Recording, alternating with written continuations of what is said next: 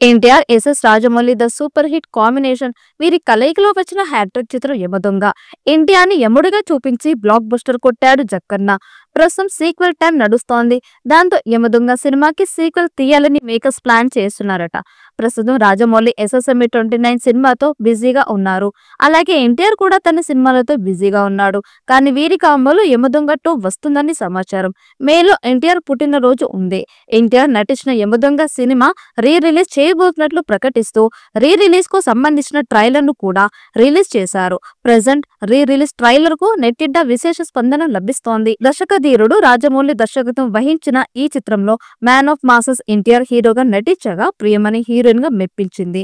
మోహన్ బాబు, ఆది, మమతా మోహన్ దాస్, నవనీత్ కౌర్, మాస్టర్ శ్రీ సింహ తదితరులు ప్రధాన పాత్రలో నటించారు. 2007లో వచ్చిన ఈ మూవీ మంచి విజయాన్ని అందుకోగా ఇప్పుడు మే 18న మరోసారి బిగ్ స్క్రీన్ పై సందడి చేసేందుకు సిద్ధం అవుతోంది. రాజమౌళి దర్శకత్వంలో వహించిన ఈ చిత్రంలో ప్రముఖ నటుడు మోహన్ బాబు ముఖ్య పాత్రలో నటించారు. యముడుగా మెప్పించాడు. యమదొంగ మూవీని 18 ఏళ్ల తర్వాత ఎన్టీఆర్ పుట్టినరోజు సందర్భంగా మే 18, 19, 20 తేదీల్లో రిలీజ్ చేయబోతున్నారు. రిలీజ్ కి నెల రోజుల ముందే యమదొంగ 4K హ్యాష్ ట్యాగ్ ని సోషల్ మీడియాలో తెగ ట్రెండ్ చేస్తున్నారు అభిమానులు. యమదొంగ సినిమాలో ఎన్టీఆర్ అభినయం విమర్శకుల ప్రశంసలు తీసుకురావడమే కాకుండా ఉత్తమ నటుడిగా ఫిలింఫేర్ అవార్డు తెచ్చిపెట్టింది.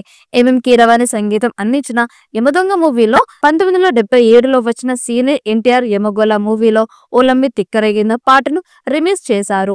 1977లో వచ్చిన ఓలమ్మి తిక్కరేగిన పాటను వేటూరి రాస్తే ఎస్పి బాలసుబ్రహ్మణ్యం సుశీల పాడారు. 2007లో వచ్చిన యమదొంగ మూవీలో ఓలమ్మి తిక్కరేగిన పాటను భువన చంద్ర రాశాడు. ఈ పాటని జూనియర్ ఎన్టీఆర్, మమతా మోహన్ దాస్ స్వయంగా పాడి డాన్స్ చేశారు. 75 ఏళ్ల తెలుగు సినీ చరిత్రలో తమ పాటను తామే స్వయంగా పాడిన హీరోయిన్లుగా అరుదైన రికార్డులు క్రియేట్ చేశాడు ఎన్టీఆర్, మమతా మోహన్ దాస్. బ్లాక్ బస్టర్ గా నిలిచిన ఈ చిత్రానికి సీక్వెల్ వస్తే 2000 కోట్ల సినిమా అయ్యే అవకాశం ఉంది. ఇక రాజమౌళి సీక్వెల్ చేసే చిత్రాల్లో యమదొంగ 2 కూడా ఉంది. మరి ఈ చిత్రం ఎప్పుడు స్టార్ట్ అవుతుందో చూడాలి.